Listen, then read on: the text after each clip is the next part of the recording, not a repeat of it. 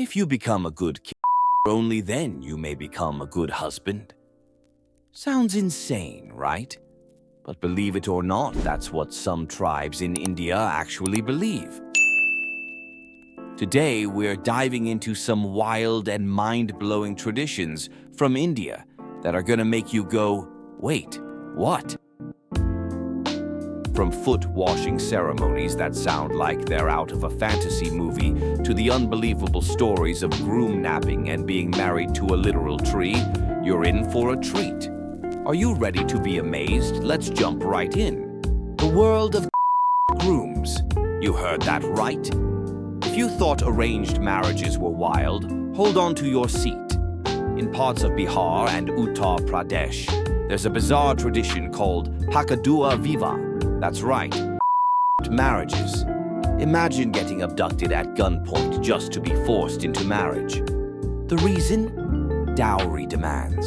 In these regions, dowries are so hefty that if a bride's family can't pay up, they groom instead. It's like a scene straight out of a movie. One crazy real-life example happened in 2017 when a groom named Vinod Kumar was abducted while attending a friend's wedding. Yup, you read that correctly. He was forced to marry a woman at gunpoint, and this wasn't some small-time event. It went viral, showing Vinod pleading and crying for his freedom, but no dice. He had to go through with the wedding. But wait, it doesn't stop there. The Gond tribes of central India have their own twist. Over there, the bride's abduction is practiced as a symbolic act of rebellion. Don't worry, it's with consent. Couples who want to marry despite family opposition often use this abduction as a way of eloping. This might be less violent than a gunpoint, but it's still a rebellion against strict social norms. Marrying a tree. Ever heard of someone getting married to a tree? Yes, you read that right.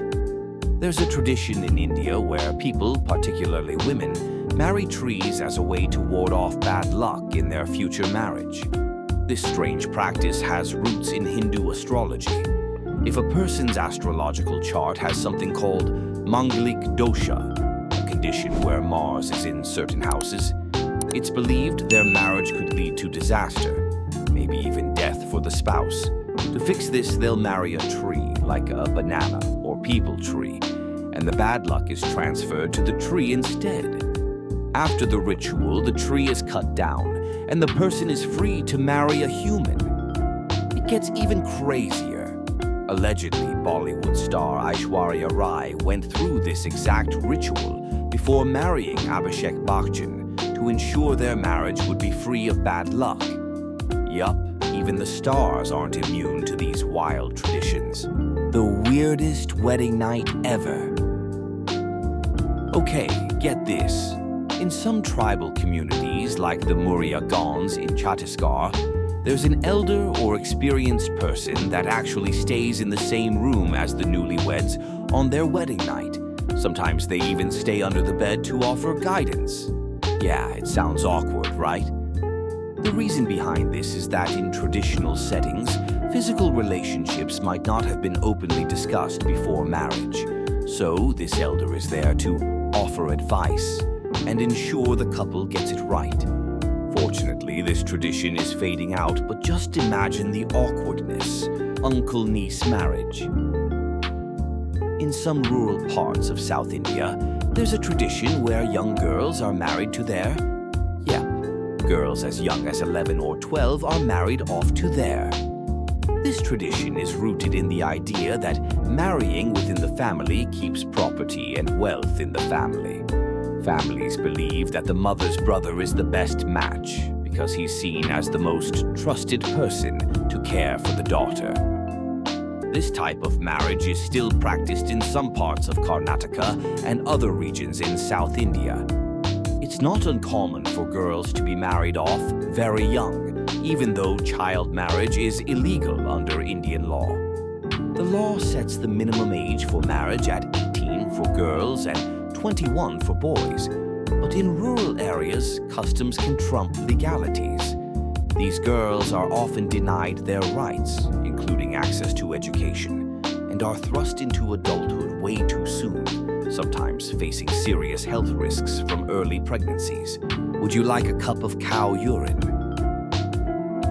All right, guys, let's dive into something super interesting. Cow urine, or as it's known in India, Gutra.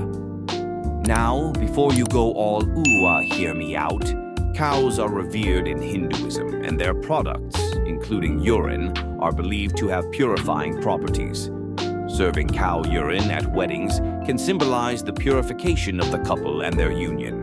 So, drinking cow urine? It's actually a thing. Many people believe that Gomutra is a magical elixir with detoxifying powers. Seriously.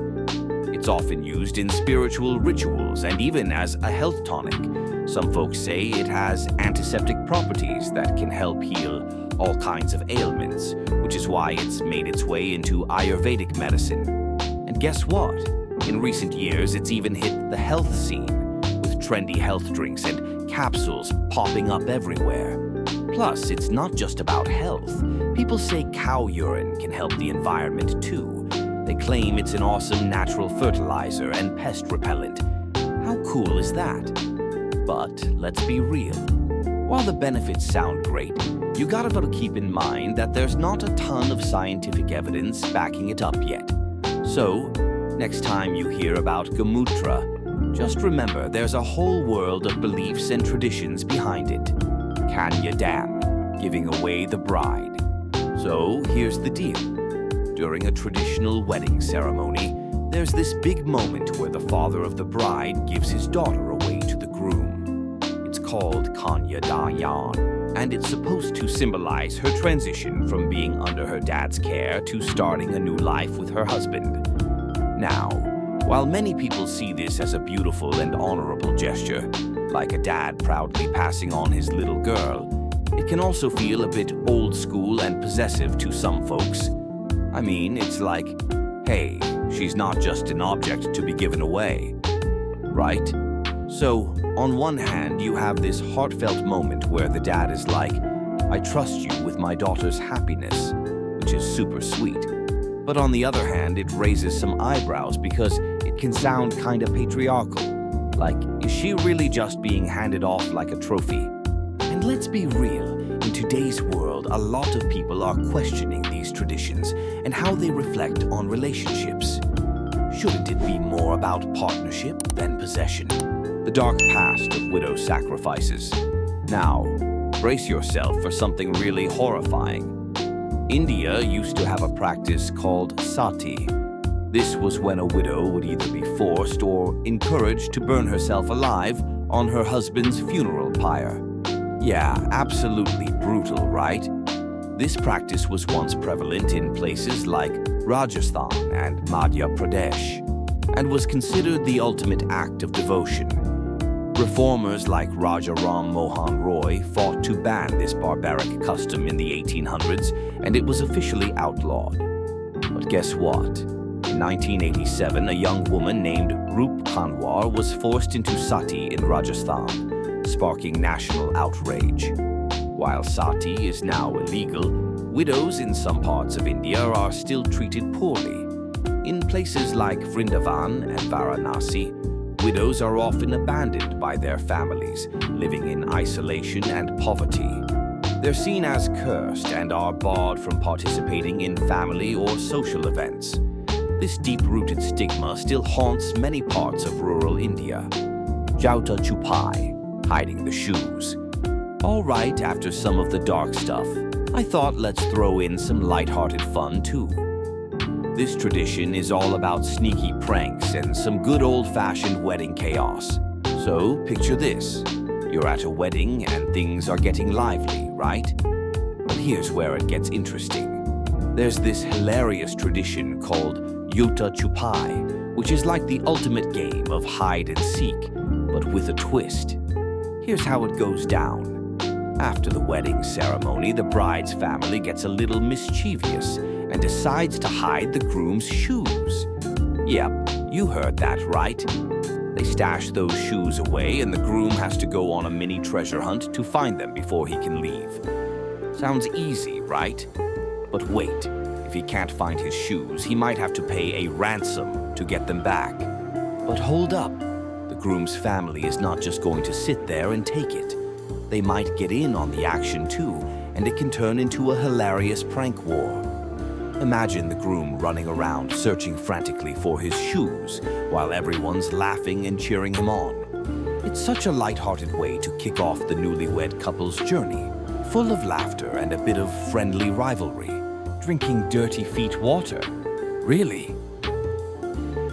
This might gross you out, but in some Indian traditions, there's a ritual where people drink the water used to wash someone's feet.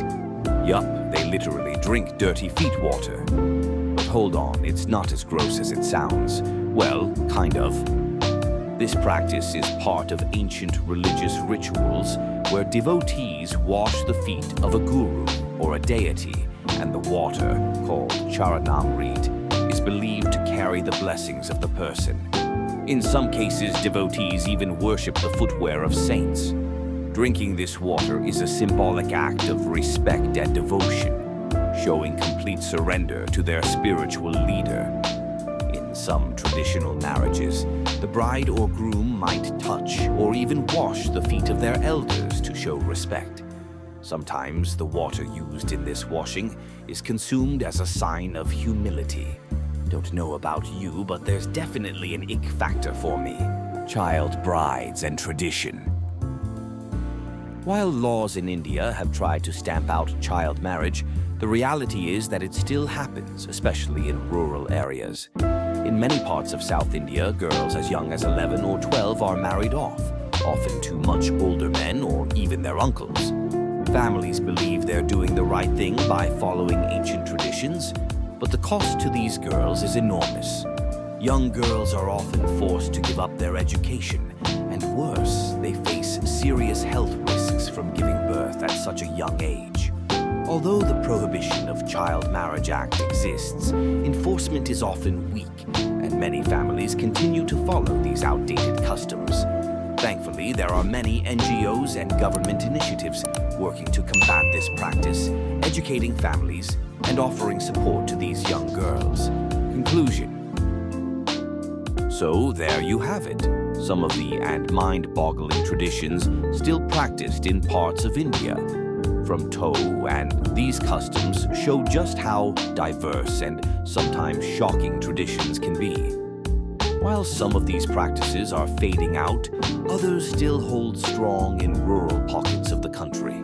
It's crazy to think that in the 21st century, such bizarre and fascinating rituals still exist, but it also shows the enduring power of cultural heritage, even when it's jaw-dropping.